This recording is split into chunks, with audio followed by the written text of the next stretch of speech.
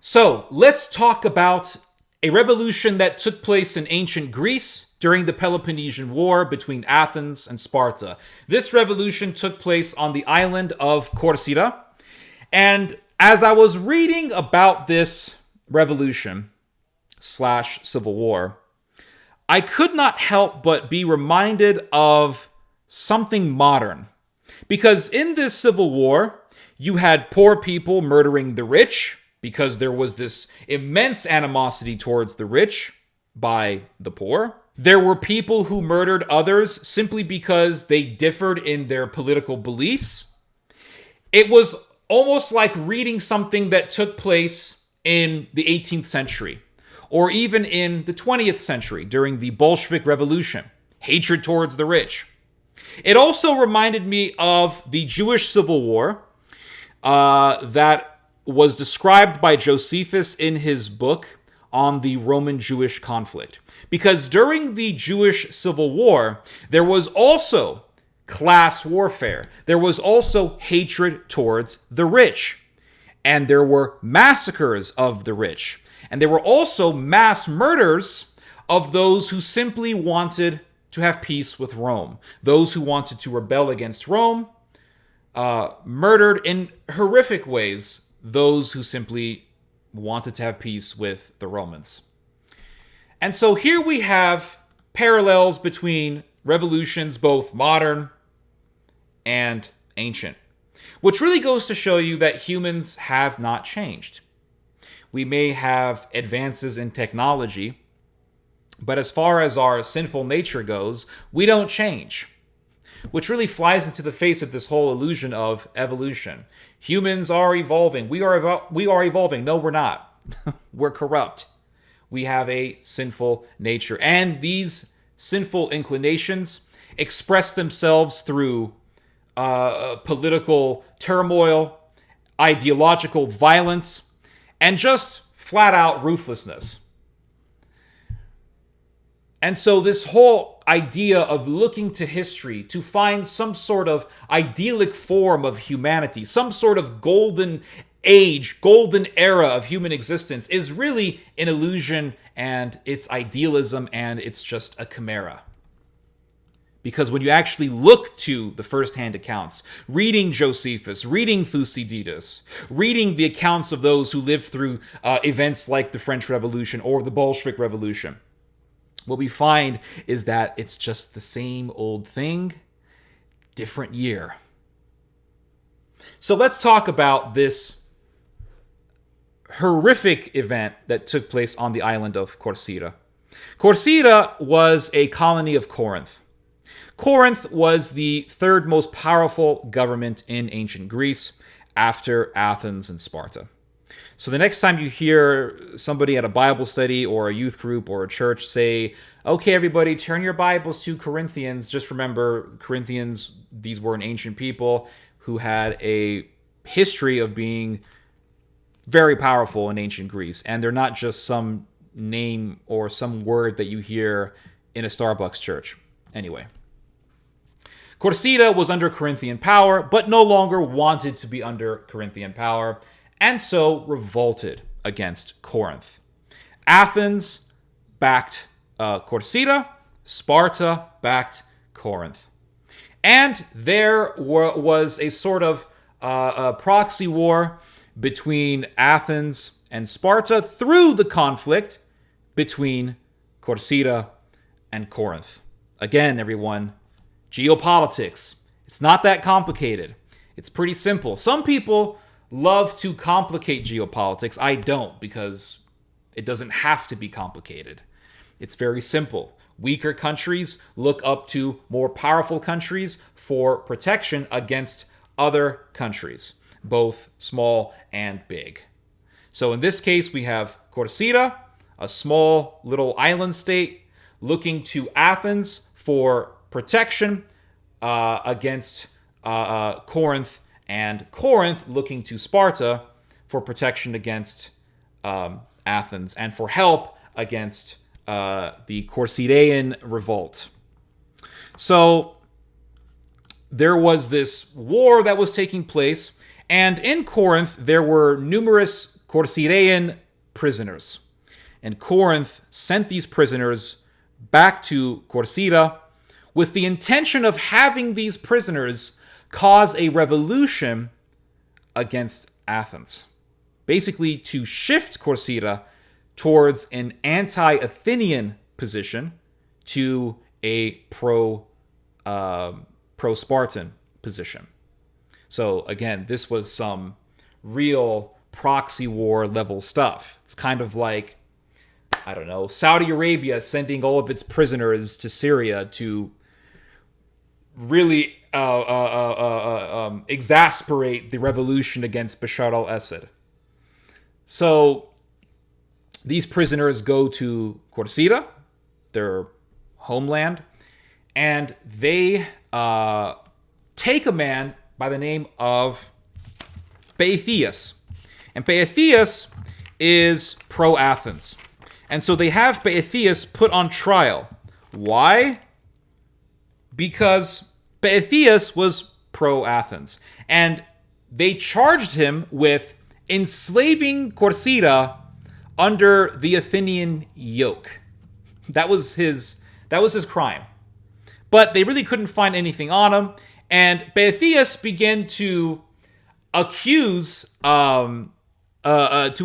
these wealthy Corcyraeans of sacrilegious acts.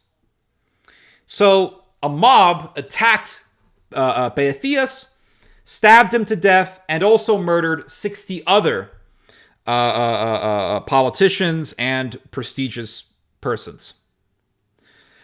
So a civil war erupted between those who were pro-Sparta and those who were pro-Athens. Those who were pro-Athens were pro-democracy. They wanted democracy. They were the pro-democracy movement of antiquity. And those who were pro-Sparta, they wanted oligarchy. The people who were pro-Sparta, they tended to be on the wealthier side. The people who were pro-Athens, they tended to be on the poorer side. They were the commoners, the plebeians. And those who were wealthy, they, like wealthy people have been doing since forever, they would give out loans to poorer people. So you had all these poor people who owed money to wealthy people. The poorer people wanted democracy, and thus they were pro-Athens, and they were fighting against those who they owed money to. So you had a class war. That's what this was. Class warfare erupted. It was like something out of the Bolshevik Revolution, something out of the French Revolution. And the poor people, the pro-Athenian faction, won. They defeated the pro-Sparta faction, and a slaughter ensued. And you had sons murdering their own fathers.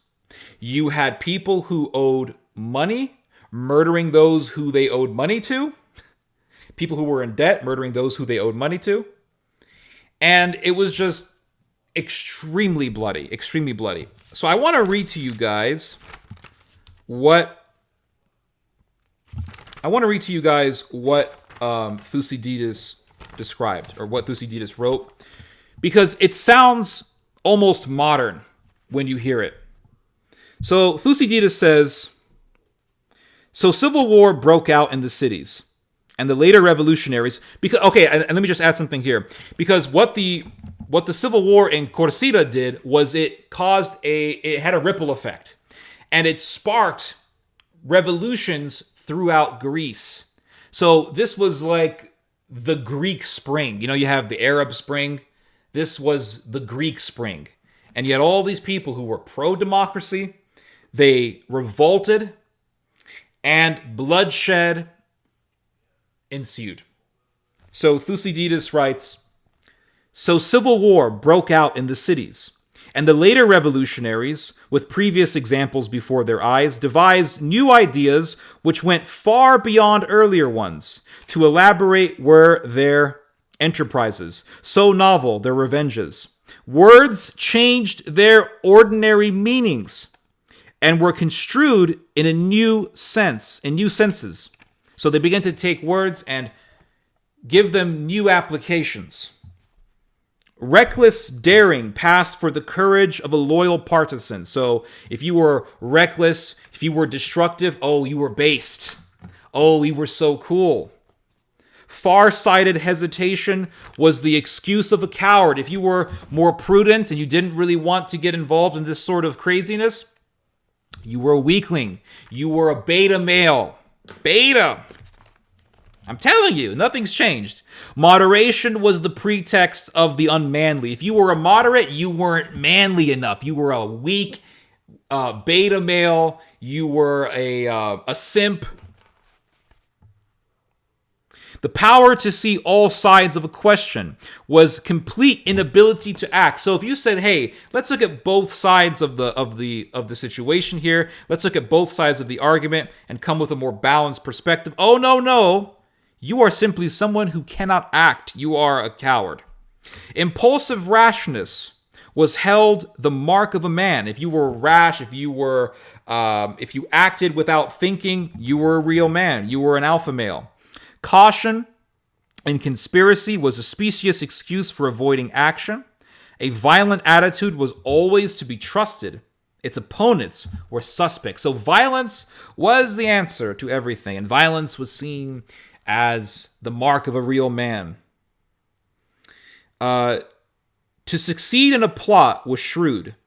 It was still more clever to divine one. So if you were plotting, if you were conspiring, if you were contriving some sort of violent action, you were considered smart. Oh, he's smart, clever guy, real clever.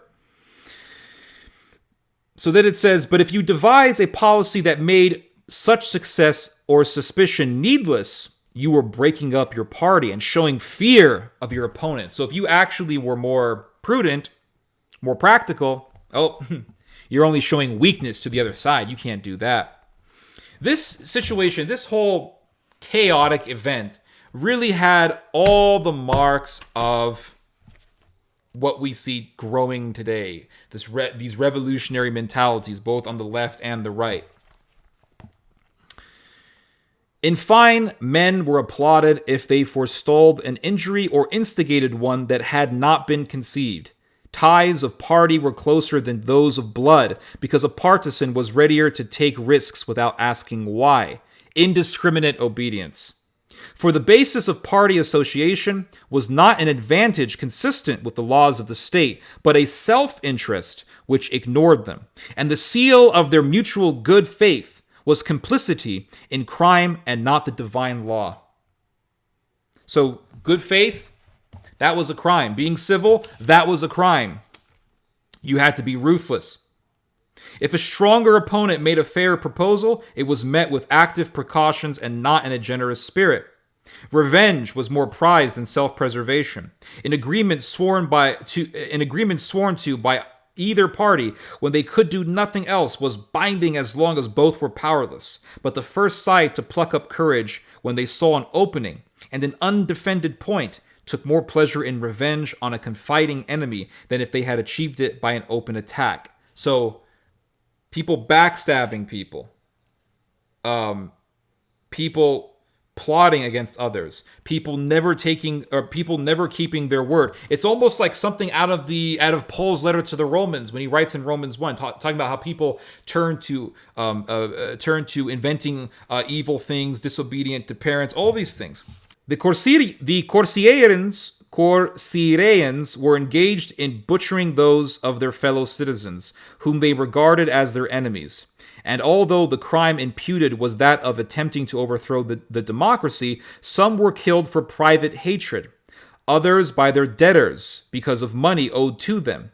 Death took every shape, and, as usually happens at such times, there was no length to which violence did not go. Sons were killed by their fathers, and suppliants dragged from the altar or slain upon it, while some were even walled up in the temple of Dionysus and died there. So people were murdering their own children. It was so horrific. And it's almost like something out of the modern era. And here's another thing that I want to point out. This was during a war. And In a way, the Peloponnesian War, it was like the world war for Greece. Kind of like what the 30 Years' War was for Europe, the Peloponnesian War was for Greece. And during such a conflict of that size, well, really during any conflict, you are going to have opportunists who see the war as an opportunity to do any sort of evil deed that they want to do. If they want to murder innocent people, they'll do it. If they want to rob people, they'll do it. Pillage, rape, they will do it. Just like during the Second World War, you had Lithuanian nationalists murdering and raping villagers. You had Ukrainian nationalists murdering, just raping and exterminating people because they were Polish or because they were Jewish. You had serial killers. It was horrific. But again, these were opportunists, evil opportunists, doing what they wanted, indulging in their sick fantasies because there was a war going on and they saw it as a time upon which to capitalize to do their evil desires. And this is what was happening in the Peloponnesian War. It's something like out of the Second World War. It's something out of the Bolshevik Revolution, the French Revolution, the Jewish Civil War. You see all this evil. Humans have not changed. There is no golden era of humanity, nor will we ever discover this golden era because it never existed. Well, it existed, but in a very short amount of time in the Garden of Eden, but that was it. Humans are incapable of creating a utopia. They are incapable of creating one. Which really goes to show you, anytime someone speaks of some sort of utopian vision, that is the mass murderer. Because for one thing, it's impossible to establish a utopia. And secondly, if you want to create a utopia, you already have the desire to murder because there are always going to be people who don't want to be under your utopia. So already, by default, your ideology calls for mass murder. Anyway, you guys just heard some theology. God bless.